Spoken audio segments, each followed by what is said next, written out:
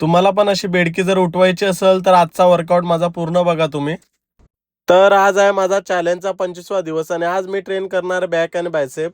Pullups मारून थोडा केला बॉडीला चार्ज आणि सुरुवात केली मी वाईड ग्रिप लॅट पुल डाऊनची.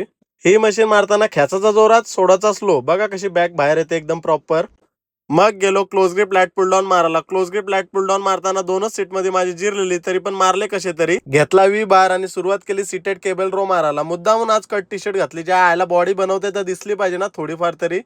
मग आलो केबल पुलवर मारायला. केबल पुलवर मारताना असा वाटत होता की बॅक डायरेक्ट फाटून हातात येणार आहे. त्यानंतर आलो लगेच सिंगल आर्म मशीन रो मारायला. सिंगल आर्म मशीन रो मारताना पण भाई तशीच बॅक एकदम स्ट्रेच होत होती. आता बारी होती बायसेपची, तर बायसेपला घेतला डंबल अल्टरनेटिव्ह कर्ल. बायसेप बघा कसला दिसतंय, एक नंबर एक नंबर गोटी दिसते, एकदम टकटकीत गोटी.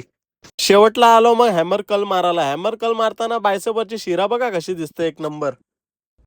फोरआर्म साठी ही एक्सरसाइज ट्राय करून बघा, बेकार प्रेशर पडते, एकदम गोटा तयार होतंय. त्याच्यानंतर रिव्हर्स केबल कर्लचे मी 3 सेट्स मारले आणि माझा वर्कआउट संपवला. घरी आल्यानंतर घेतली ही मील. जर व्हिडिओ आवडला असेल तर लाईक अँड फॉलो करा.